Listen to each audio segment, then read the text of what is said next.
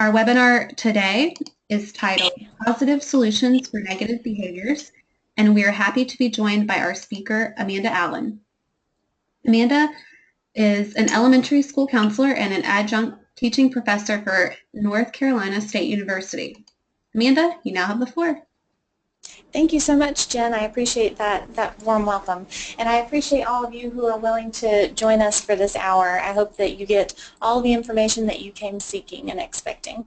As Jen was just sharing, I am an active and full-time elementary school counselor in Johnston County Schools of North Carolina. And I am also very happy and privileged to teach for North Carolina State University as well as UNC Pembroke. So it's really fun being able to connect the college experience with practical field experience. And I think that it's important to put that in context when you're thinking of receiving the information that I have to share with you today. So before we get started, I wanted to do some polling questions so that I can get a feel for who was out there listening today, especially since, as Jen was sharing, your mic is cut off and we can't really communicate openly throughout this event. So first, I was curious to know which school level you are most closely.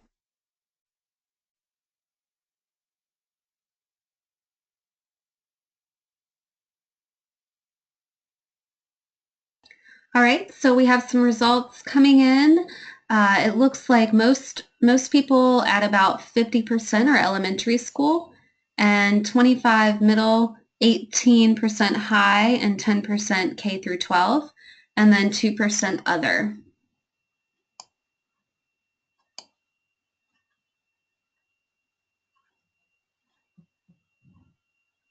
Amanda, are you there? I think we might have lost your sound. If you're on mute, can you unmute yourself?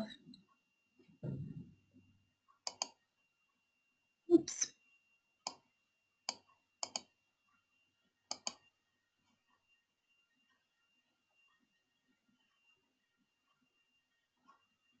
Okay, Amanda, are you there?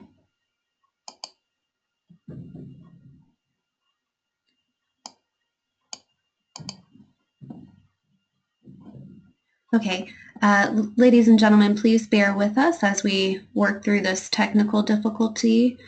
Thank you for your patience.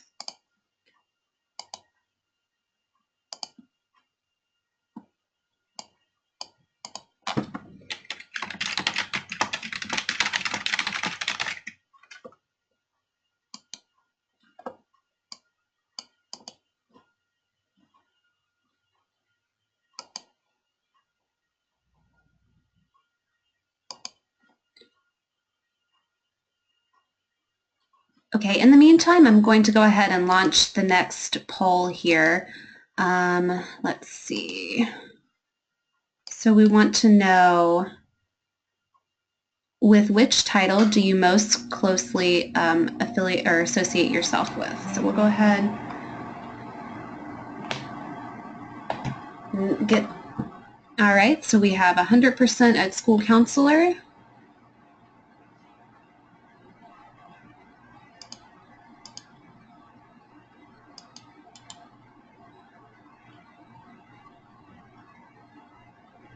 Alrighty, let's see.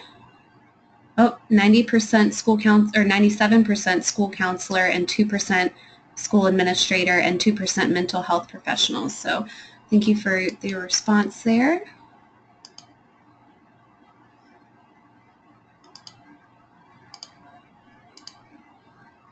And then let's go ahead and launch this next poll here. Have you ever received training on behavior reinforcement or modifications, such as PBIS training, ABC models, CBT strategies, etc.? So go ahead and please respond to that.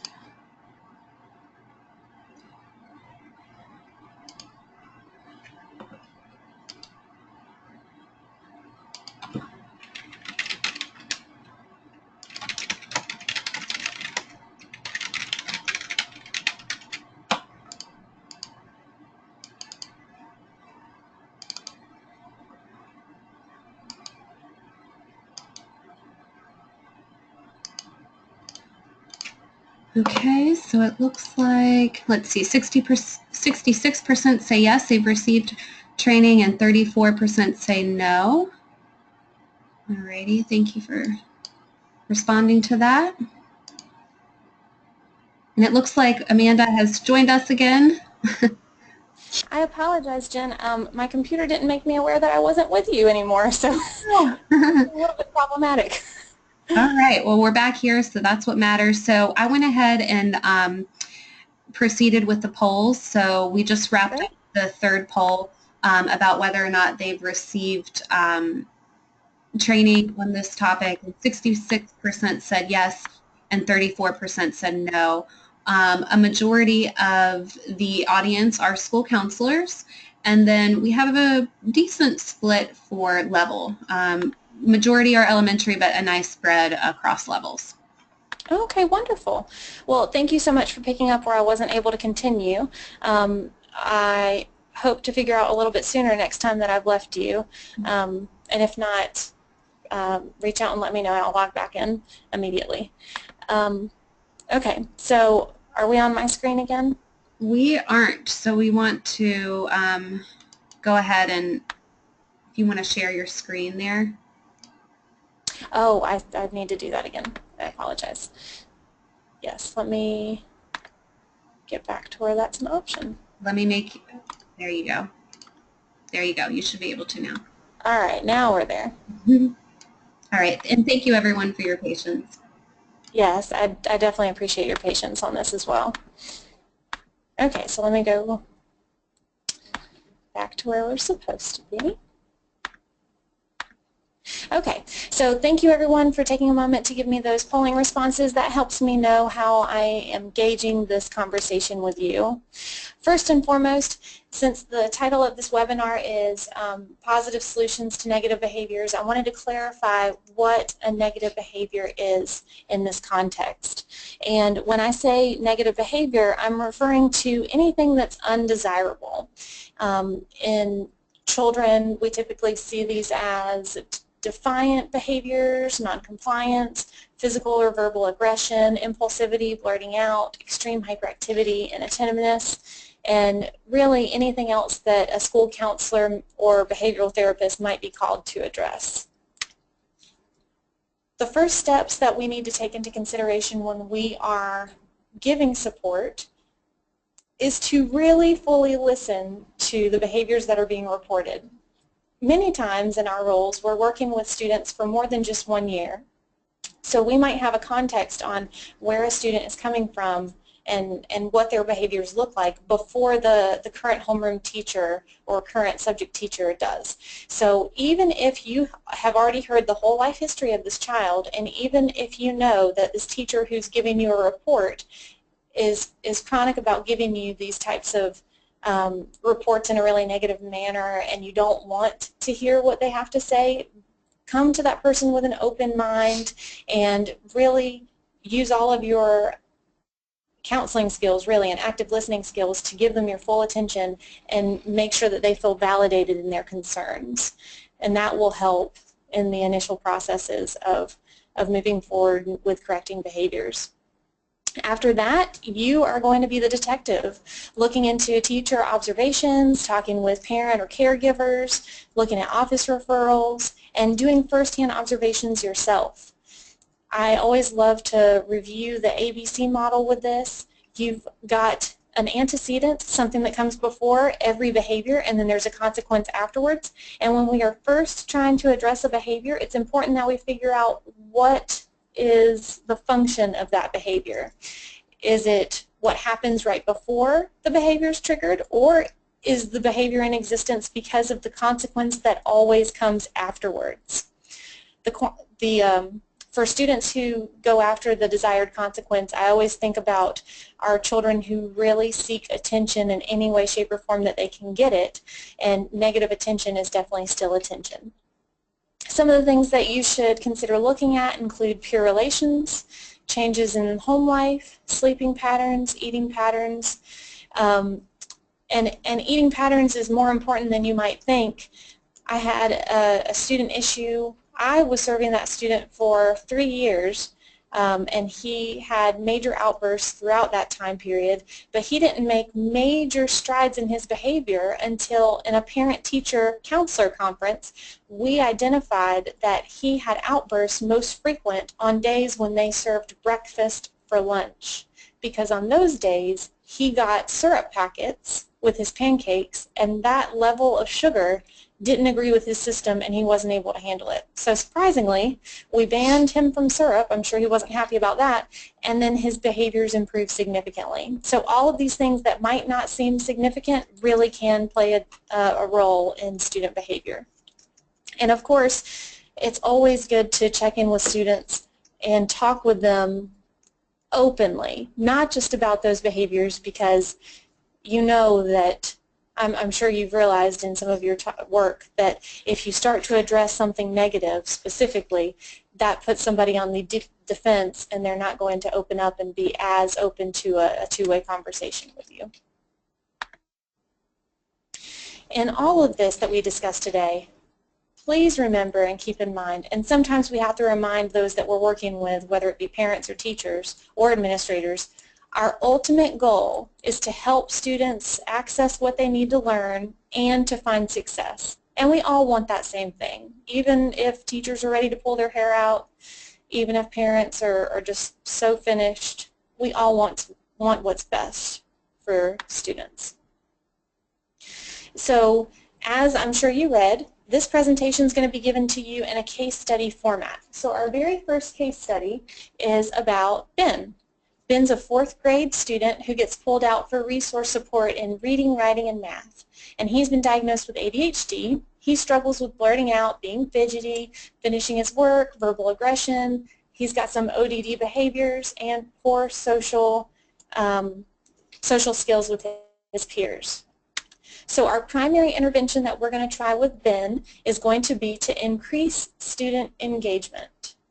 And along the way, if you have, I'm honestly not sure if you can chat and see the chat amongst yourselves as participants, but if you can and you wanted to go in that area and share your own experiences about similar students as we go through these case studies, I encourage you to do that so that you can get information from your peers as you're reflecting mentally going through this. But for this student, we are going to primarily increase student engagement. Powerful teaching can have one of the greatest roles in correcting student behaviors because there's a strong negative relationship between student engagement and negative behaviors. Have you ever heard the saying, idle hands are the tools of the devil, or something along those lines? That's because when you have nothing to do, or if you're bored and you're not engaged, you think of things to do, especially our children who already are showing off-task behaviors.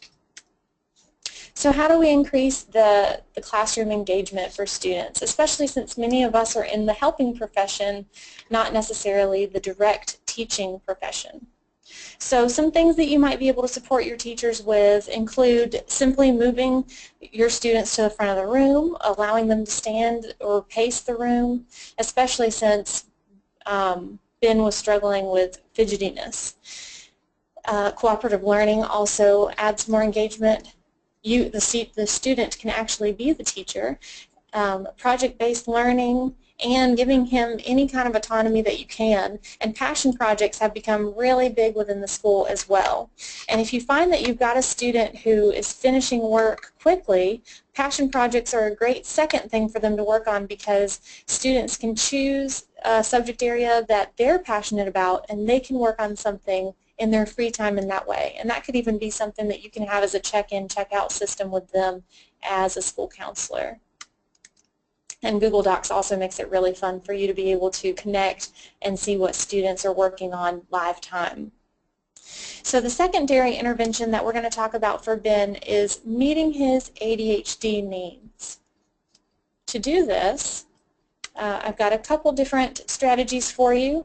One of the first ones, and if any of you have ADHD yourself as an adult, I personally do, and this is one of the most effective strategies that I use for myself, and that is to time your short tasks or to start a timer to get started on a task in general. That's also really good for those of you or those of us who have perfectionist type tendencies.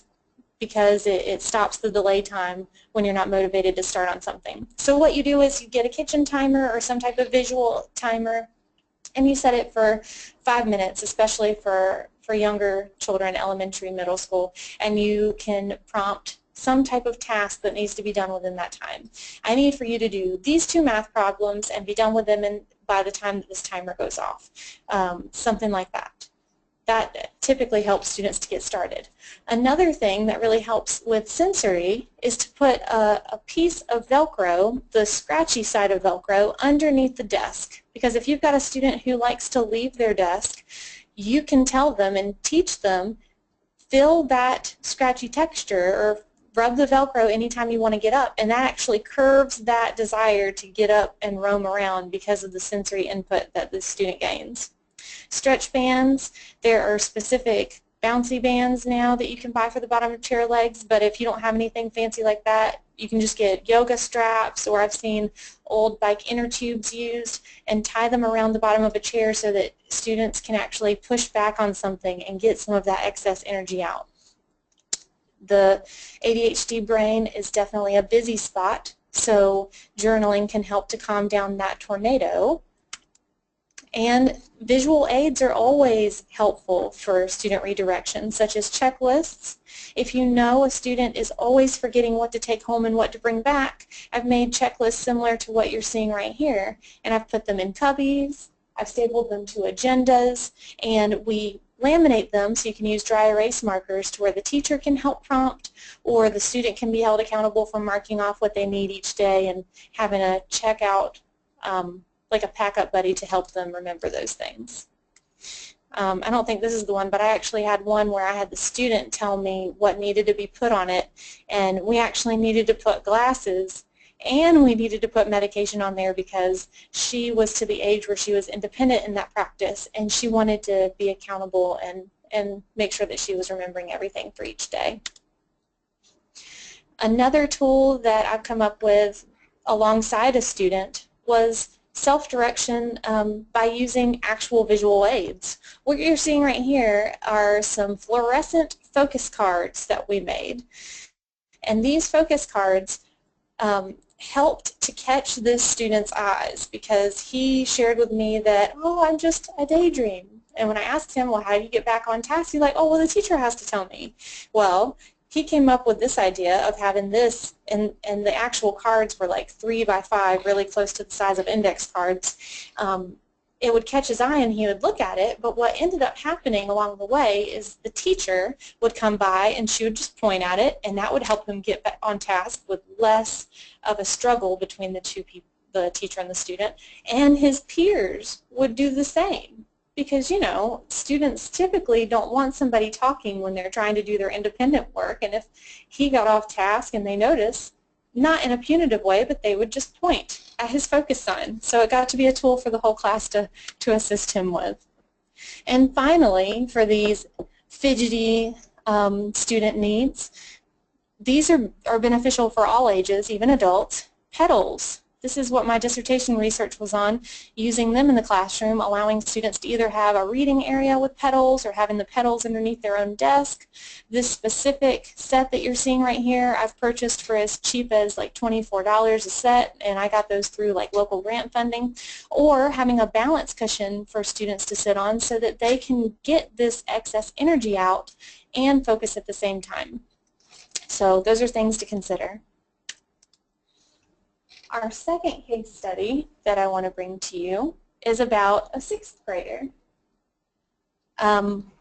Sue is a 6th grader, and she's struggling with transitioning into middle school, and she has a difficult time with social skills in general. She also struggles with organization, working with others, knowing how to speak out appropriately, finishing work, any kind of social interaction. So when you're working with students who are older, and when I say older, I mean, you know, they're too old for sticker charts, but they're old enough to know how to read, consider using power cards with them. Power cards are cards that you use to have special interests of the children displayed or children or adolescents, and it's a great visual aid for them to reference. So this is something that you're making alongside them, and you pick out whatever the student is most interested in, and then you go through and have on the other side little cues on what desired behaviors are based on organization or finishing work on time, task completion, or how to navigate the cafeteria, how to approach a new group, any of those kinds of things. So they can also help when you're thinking about acceptable choices to make throughout the day. They can illustrate cause and effect. These are really great for any children who are old enough to read and are struggling with having appropriate social skills in general. So when we're thinking about Sue specifically and her power cards, she was really into swimming. And when this presentation was originally put together, it was done right before the 2012 Olympics, just so that you know the references that I'm about to show in the time period. So on her power cards, she was all about Sir Michael Phelps and all about all of the swimmers. So on this power card, half of this, just the image of Michael Phelps and the text underneath where it says Michael Phelps equals focused, he's the winner of 18 gold medals. Then on the back of it, you would see this other text where it says, get out your materials, check the front of your binder, when I want to contribute, these are the things that I need to do. And then at the bottom, it's got a catchy little line, remember to stay focused and be a team player to win gold like Michael. It's still tying it back into her interests, but it's got those social cues to really help her know what she's supposed to be doing in that setting. So along this pattern, we also had one for her with Missy Franklin, with being strong. But really it goes into being courageous, because this one focuses on having a good attitude and being able to approach others as you want to, so walking up to a group of friends. And then he's no longer as good of a role model as he used to be, but Ryan Lochte at the time definitely was a role model for this student. And that one we talked about perseverance with getting the job done and figuring out how to get tasks completed. But I want you to have those takeaway points of one side of those looks just like whatever interest the student has, and then the back side really is like a trading card, except instead of the stats of the person on the front, you have these little cues that help them and guide them and give them a lot of ownership over their abilities in different settings. A great secondary intervention is social stories, or our social stories. Social stories were originally developed by Carol Gray. They're quick and easy to make, and they are also great to make along with students. You can use just images that you find on Google Images, or you can use something more specific like WordMaker. I was looking for visuals just to give you an understanding of social stories, and here's a little quick one that I found online about mistakes. So for this to be a social story, it takes you through the certain specific situation, and it works through the whole situation. So for this one, when I'm trying something new or when I'm doing my work, it's okay to make mistakes. And then it talks about staying calm during this process, because clearly for the child who needed this, that was a trigger for them. And then if I need help with something, I'll ask a friend or a teacher. So it talks about a way to resolve this conflict. And then it brings normalcy to the situation at the bottom by talking about everyone makes mistakes. When something isn't right, I can always try again. That's how I learn. So that's the example of social stories. The third case study that we're going to talk about is a first grade student. I think you most typically see really large outbursts that are emotional in nature, at least in the nature that I'm going to be telling you about in younger grades, but that doesn't mean they don't happen with older students as well. But Andrew is a first grade student, and his teacher is in constant need of support because Andrew struggled just to get from the classroom door to his desk without falling out on the floor and rolling across the floor, or just somehow finding a way to not walk directly where he needed to go. So in all of the things that he was struggling with starting tasks, following directions, staying seated, remaining quiet, obeying the rules, we had a lot of different things to target.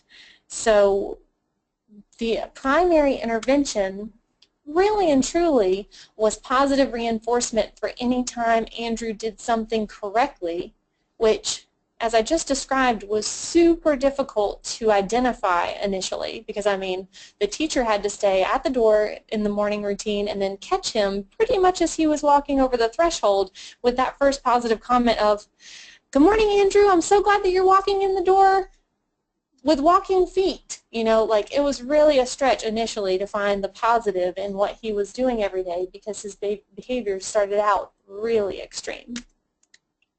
So for a visual positive reinforcement center, that makes it more, or not center, but tool, that makes it more of a concrete item for the student. Like, they're not only hearing those positives, and teachers are reminded to give those positives, but he actually sees himself working towards something. So just like with your power cards, you want to ask about student interests, and you want to make sure that it's appropriate for the chart to be appropriate for what they really like. Like, if the student is interested in Teenage Mutant Ninja Turtles, it's not going to be as motivating if you found something that was My Little Pony, right? So with this system, Andrew shared with me that he really liked karate. And I just, like, mentally rolled my eyes, like, how am I supposed to find something appropriate with karate without it having, like, kicks and jabs and all this other stuff? So kind of problematic, but we got through it.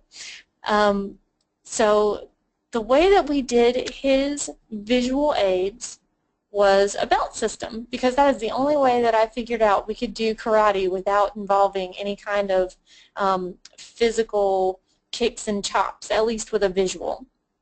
So every time that Andrew did something good, I wanted him to be flooded with positive comments, and I wanted his teachers looking out for those positives all throughout the day. So we actually awarded him with these gis, the little picture of the karate outfit, that's called a gi, something I needed to learn at that time.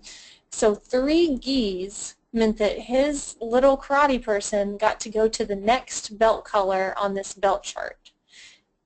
And when you're starting a system like this, there's some really important rules that you must follow for the power and the magic to stay within this system. When Andrew's little person started out, he got to move it forward every time he got 3 gis, but that little person never ever moves backwards. So for example, if Andrew ended his day on orange, when he got to school the very next day, he needed to still be on orange. It's always moving in a progression to where when he gets to the very end and he's at his black belt, then he'll restart, but only because this is on a continuum, in a circular cycle, to where you get your choice reward at the end, or at the half mark in the end if you need to have more frequent rewards initially, but then you get to start over again and only then. And this is so important because if you were to move Andrew's person back every single day, his motivation is going to decrease. He's going to leave the day really frustrated that he got all the way to red and he was only 2 belts away from getting his choice reward, to where you're going to have more outbursts at the end of the day. And if he didn't realize that that was happening then, it could also trigger outbursts when he's first coming in the morning. So a better experience is for him to leave on red, feel accomplished for how much he grew that day, and then the next morning he gets to come in and you can even remind him, "Hey Andrew, guess what? You only have 6 gis left and then you get to black. That's awesome. You're going to get to your choice reward before we even go to lunch this morning." And that's going to put a smile on his face and really validate the hard work that he's doing. So every time he is on task at all, you're giving him one of these token items. I had a numeric system on his desk with Velcro on top of it, the numbers 1, 2, and 3, a Velcro piece on each, to where the teacher or TA just had to go by and put a gi on one of those numbers anytime they saw him doing something on task. Andrew knew when he got 3 gis, he got to take them all up, give them back to the teachers, and then he got to go get his karate guy and move his karate guy to the next position. And that was really special for him. Initially, you want him to get his choice reward the very first day. You want to get him hooked. You're like, well, that's not a good analogy. But anyways, you definitely want him to get hooked on the choice reward. So if for the first week or so you want it to be more attainable, especially one like this, you would set his choice reward up to happen at the midway point at this blue belt and then again at the black belt. So on day 1 he starts on white, but you talk to that teacher and you might need to come in throughout the day to support the process, say some positives to get those gis in there, and between the team support that's being given, 15 gis should be able to be handed out for positive reinforcement, and then even if he hits that blue by lunchtime or by the hour after lunch, he should be able to get that choice reward and then move on so that he's feeling really good about what he's accomplished. Another really important tool for students who have a difficult time coping, especially with their emotions, includes some visual reflection tools. And I've got these to show you as I'm talking about them. Sometimes when students have extreme outbursts, like if we're in the middle of a class lesson and out of nowhere Andrew just begins to get really frustrated and he goes underneath the table and he can't come back out. If you go and try to talk to that student, there's a really good chance that he is not going to respond openly to you, and he's not going to have words in that moment. So what we created for students to use were these antecedent identification cards. We made a game of it. If you'll see on the left, I had 4 envelopes. Each of those 4 envelopes had a label on the outside. One had all these pictures related to school. One had home, one was the school bus, and one was just an I don't know. Whenever the student would melt down and go to a place where he mentally and physically just could not respond appropriately, these were laid out, and at that very first time, he was so intrigued by what in the world is this woman putting out in front of me that disarmed a lot of the anxiety and distress that he was currently experiencing. And even after that experience, when he was given this tool where he no longer had to talk, he could come over to me and he could choose the home envelope, and as soon as he did that, I immediately took school, school bus, and I don't know away, because you don't need more stimulus than necessary. And if you'll see to the right, when the home envelope at the top was unpacked, we had family members already there based on who lived in his home. Then he could empty that envelope and choose which one had recently upset him or he was thinking about at that time. Just in that short amount of time, 30 seconds to 2 minutes, this child has gone from being completely gone with his cognitive abilities in that moment and not wanting to communicate with the world to being able to calm down and feel understood to some extent because he was able to communicate what was currently bothering him. So having this type of visual is really, really important. Another option for having a visual includes some feelings charts. The feeling chart on the top was created by a 2nd grade student. The feelings on the bottom was created by a rising 6th grader. And the 6th grader really enjoyed drawing. So he had a great time writing out how he moved from mad, raging, to ballistic. I typically try to have their midpoint at an actual midpoint where they're not quite losing it yet, but that's not where he goes for his midpoint. So it's all a good conversation in creating these tools with students as well. So this chart up at the top, and both of them actually, I'd like for you to notice that at the very top, the student and I talked about what that emotion is called for them when they're at each of these 5 stages, the first being feeling really good, the last stage being the most upset, angry that they ever feel. Then I like for students to draw the way that they feel on their own, but at the bottom we actually wrote out what you do at each of those stages, because if you're feeling all that rage, you might forget what you're supposed to do to cope at that moment. So the second grade student at the top, for her first two, we put that this is the best day ever. And for her first middle person, that student specifically just needed to be able to remind herself that everything was going to be okay. She needed that self-talk. So we created this so that she could remind herself of that.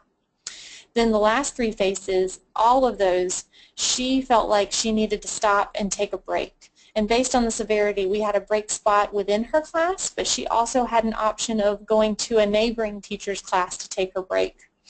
And we worked it out to where she had to always, if an adult came over and asked, how are you feeling, she would always be willing to respond by moving this frame to the face that most accurately described her current feelings.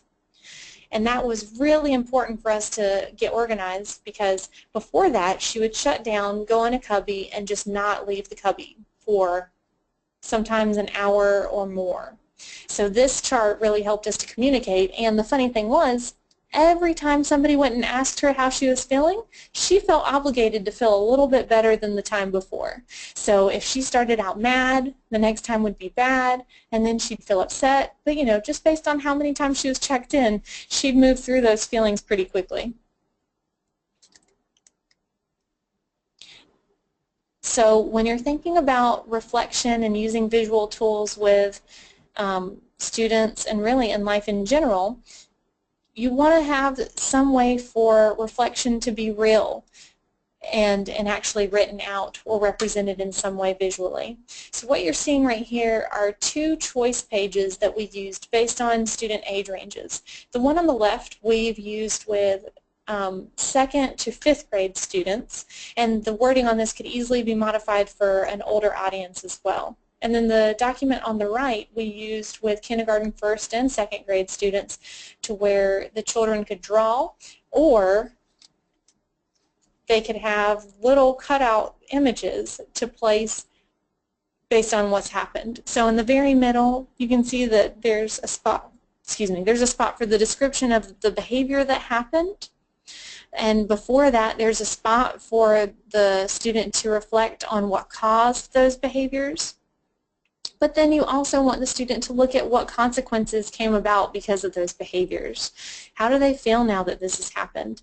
And what happened in response to that, whatever action took place. And then there's a little reflection area where, for your young students, an adult would probably have to transcribe for them, but next time, what choice would that student make? And then going back to this page for older students, essentially it's taking you through the same thing of just having an active, reflective conversation. I feel like documenting reflection is more prominent in this now than it was previously, but it's still really important for us to remember. For case study number 4, because we are in a profession that helps other professionals quite frequently, I wanted to include working with Miss Experience. This is a seasoned teacher who has reported behavior issues of students in her class. After looking further into the situation, it seems like the teacher is not willing to change her own practice, and she really feels that the primary intervention should be punishment focused, because the students who have been disrespectful need to pay for their actions. So I am sure that you have all met Miss Experience in some capacity in your experiences, whether it was when you were in school or as you've started to help in the school systems. Our primary intervention for working with Miss Experience is going to be working against the reluctance that you're feeling from her, because she doesn't want to change. Why does she need to change? She's been teaching for 25 years. These kids need to change because they're not doing things the way that is most appropriate. So when you're facing reluctance, whether it be with a parent or a teacher or even an administrator, you want to always be genuine and transparent with what your intent is. Just like we said before, we all want what's best for students and we want those behaviors to change. Offer support through and after you've come up with a plan, because if we put a plan in place but then we leave and we don't go back and check in on the teacher, you're going to have some distrust in the future of when you try to help, because they'll feel like it's only temporary, like very temporary, and you won't have the same follow-through because the teacher won't feel as passionate about it in your absence and without that follow-up. It's also really, really important to try to frame things in a positive way. Typically, when we put things in place and then we come and check back in with the teacher, think about what you would ask to check in for the day. You might say, so how was today? How did things go? Did Timmy fall out and roll on the floor any today? Or you know, what did you see happening? But what I want us to try to focus on saying when you go back to that teacher is, what went well today? Try to frame everything in a positive light. And then you can ask, what good things did Timmy do throughout the day? I think the first time you ask this, you're going to get a blank stare, you might get an eye roll, you might get a huff, and you might get a, well, I guess he walked in without tripping anybody. And if that is the response you get, praise the fact that Timmy walked in without tripping anybody, because if that's the only positive that the teacher can give you at the moment, then at least make a big deal out of it being a positive in her mind.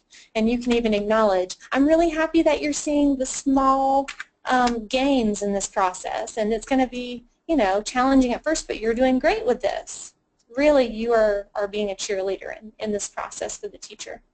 But what you're doing by checking in on the positives, you are putting that teacher on the spot to be able to give you positives. So for the next day, what's Miss Experience going to do?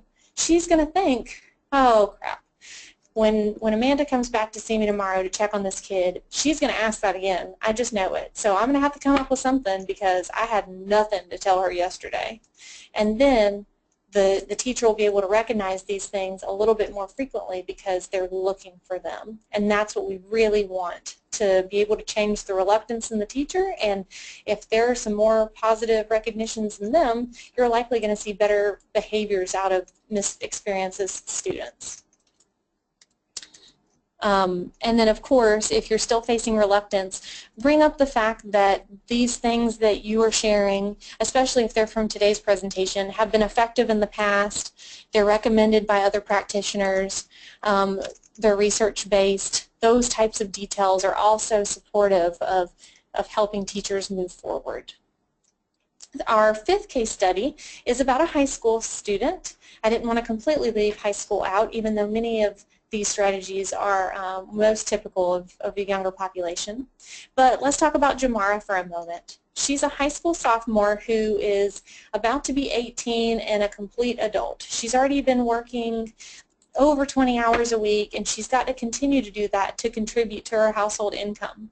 She shows very little participation in class, and she doesn't seem motivated while she's there. So specifically for older students, and when I'm starting to talk about older students, I want you to think about each student's personal developmental level. This could be a student as young as 4th grade or as old as one of our 21-year-old seniors, you know? So with all older students, well, this first one with all students, period, choose your battles. If you don't need Jamara to attend classes after she gets to a certain point in the semester, like if she could stop after she passed final exams, give her that light at the end of the tunnel. Let her know what's required of her to graduate and what's required of her to continue to pass on to the next stage of her development as far as school.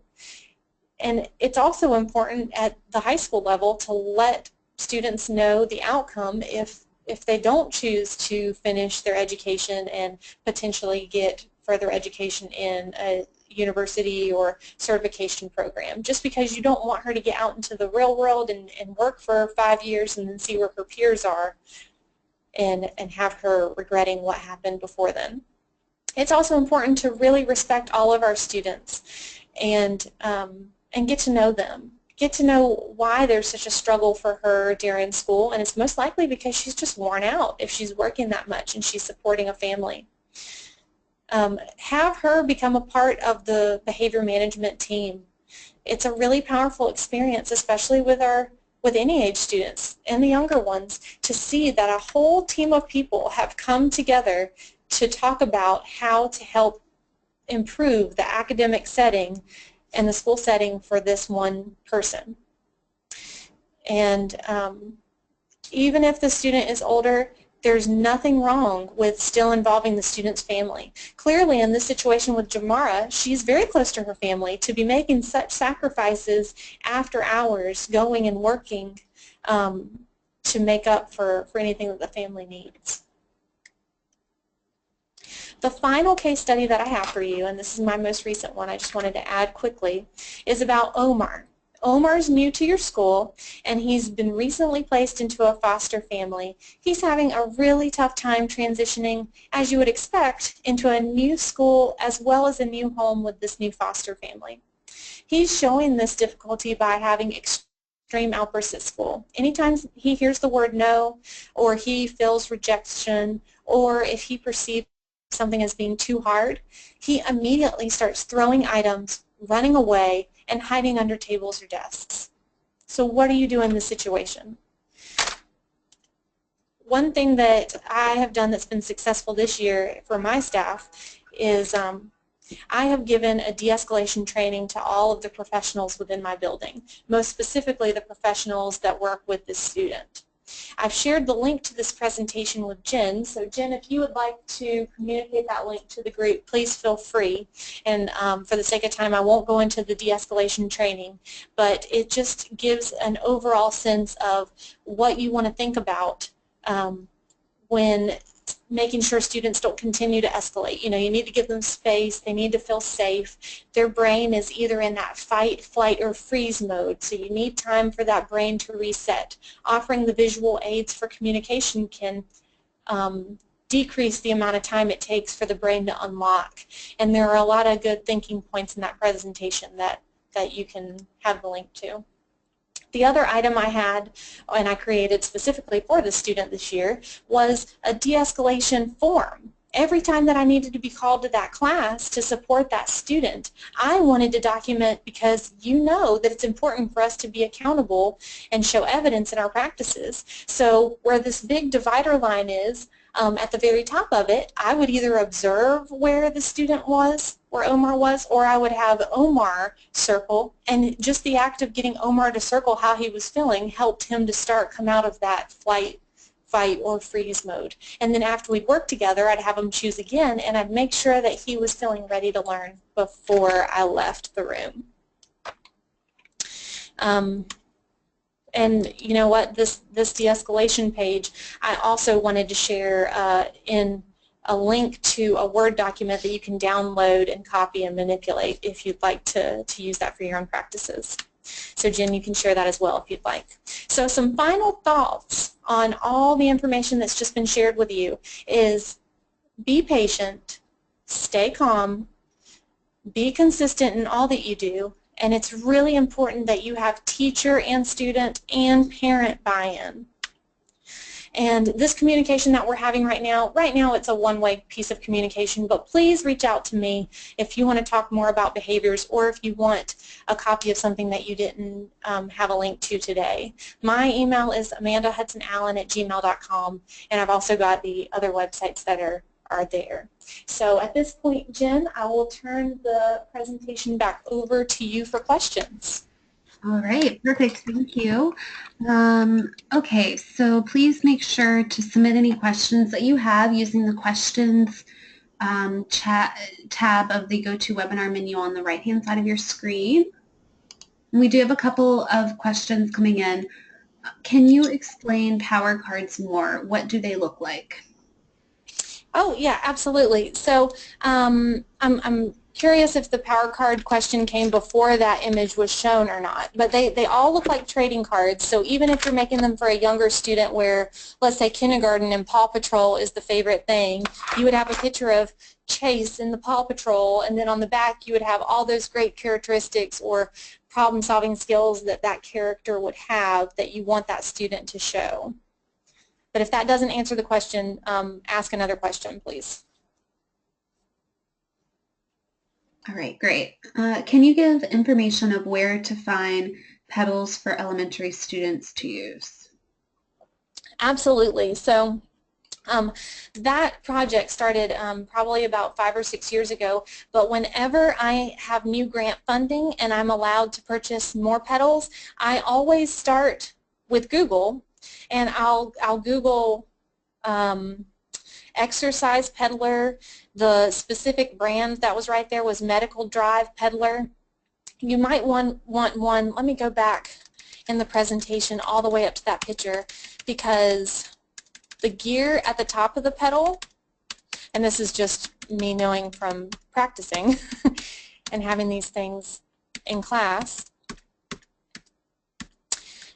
Um, Oh, there they are. Okay, so the gear at the very top of this pedal, if it gets really, really hot because the student's pedaling really fast or for a long duration of time, the welding will eventually get really hot and can break off. We haven't had that happen too much, but you might want to look into a model that is enclosed, because when you Google exercise peddler, you will have multiple options come up. So you might want to consider one of the little bit more expensive ones for that reason. Okay, so we have some questions about the PowerPoint. You can download the PDF version of the PowerPoint under the Handouts tab of the GoToWebinar menu on the right-hand side of your screen. There, you'll see a hyperlink there. Click that, and you'll be able to download the presentation. As far as the links that Amanda shared, they were shared using the chat panel. So you should see under the chat option, you can expand that and see where Amanda sent to the entire audience a couple of links. So please take advantage of that in the next seven minutes of the webinar. All right. Aren't rewards harmful for intrinsic motivation? That's a really great point. I know that that's something that's read, or you could read in quite a few places. However, when you're starting to retrain the way that a student has been thinking and the way that a student is just working through whatever is going on in their life, whether you know, they're experiencing something difficult in school or at home, rewards can help to get everything. It can help to get the ball rolling, essentially. And if a student had lesser issues to where just these positive moments of praise where a teacher says, you know, I love how you are staying in your space right now. I really appreciate you taking responsibility for yourself. In a perfect world, we want for that to be enough motivation for that student to continue.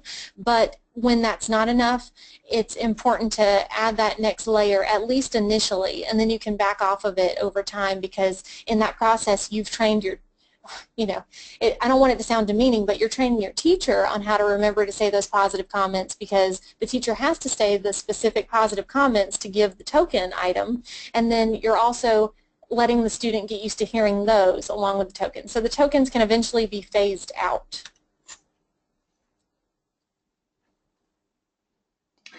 All right. What are some examples of choice reward activities you have used? Okay, that definitely depends on the specific student and their interest, but we have used things as small as you get to go to the neighboring classroom to look at the pet bunny, or we've done things like you can go to the gym for 10 minutes and shoot baskets, or you can, you know, we've got traditional treasure boxes that are sometimes used, or you know, for some students it might be eating with a peer that they enjoy, eating with a teacher, a positive phone call home to a parent or a caregiver. Really, you've got a lot of possibilities there. And one other place that I think has a lot of positive choice rewards is PBIS World.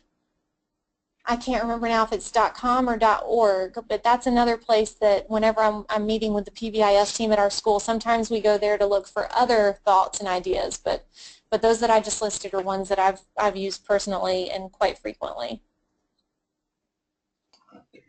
All right, great, thank you. So it looks like on your end you don't see a chat panel, so I should have sent the links, the two links that Amanda references in the questions section.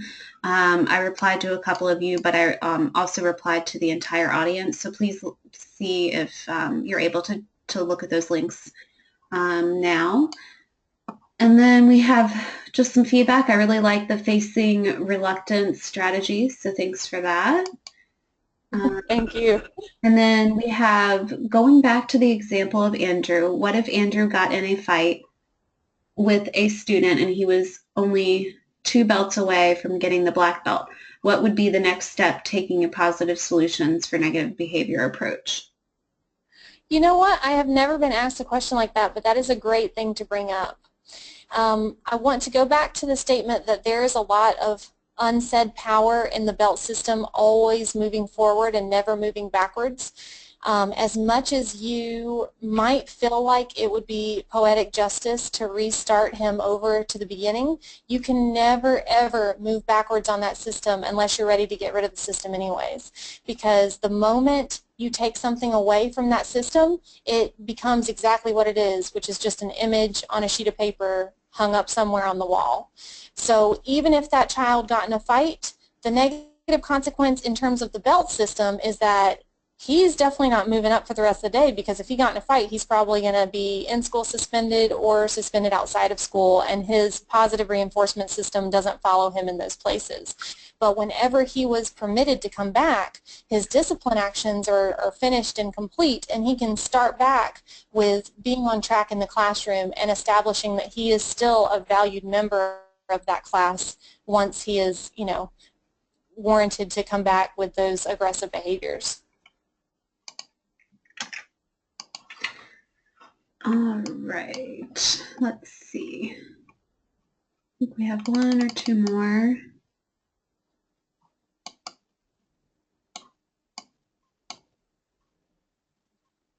What resources, tools, activities can we use taking the positive solutions approach for high school students that are not doing well academically?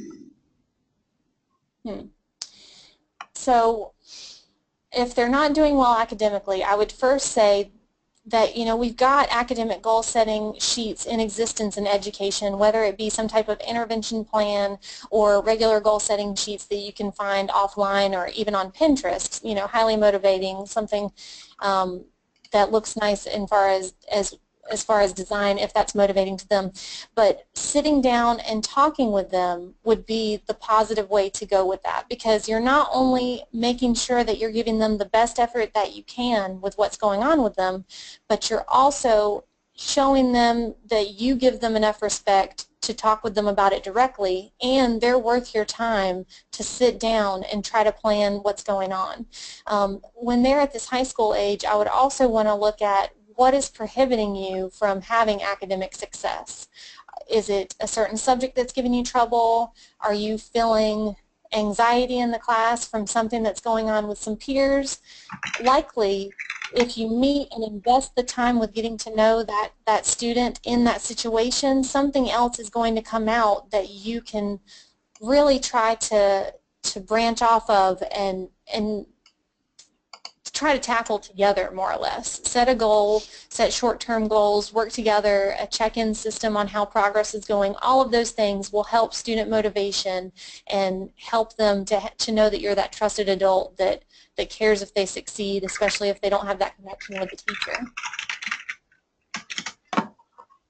Alrighty. We have one more question if you have time.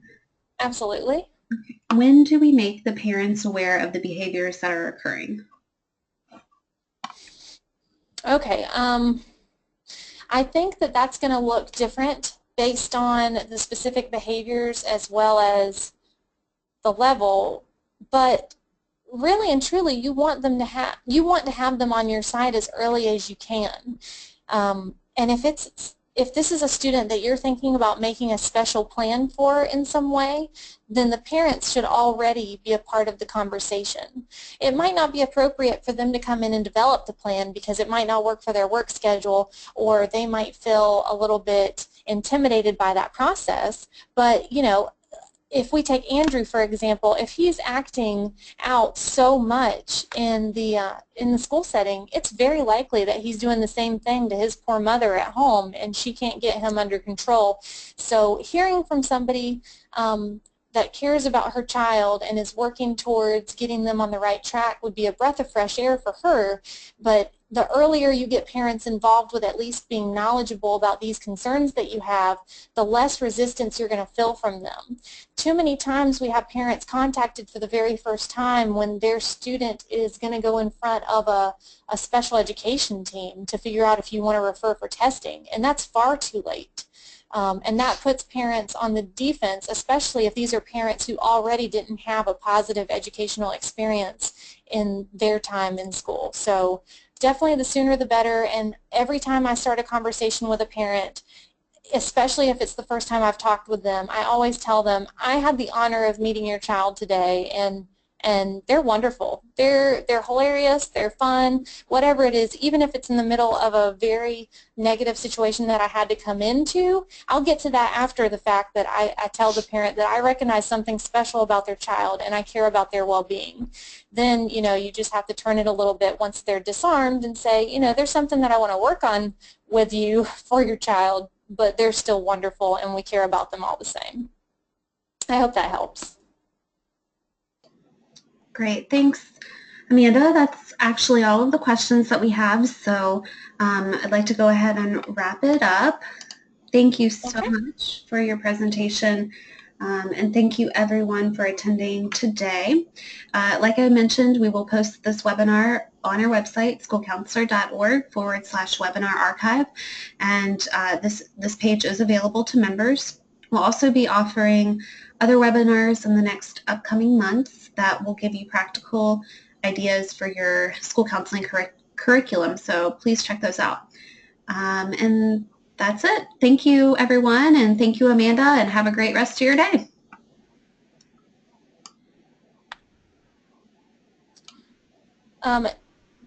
Jen, I've got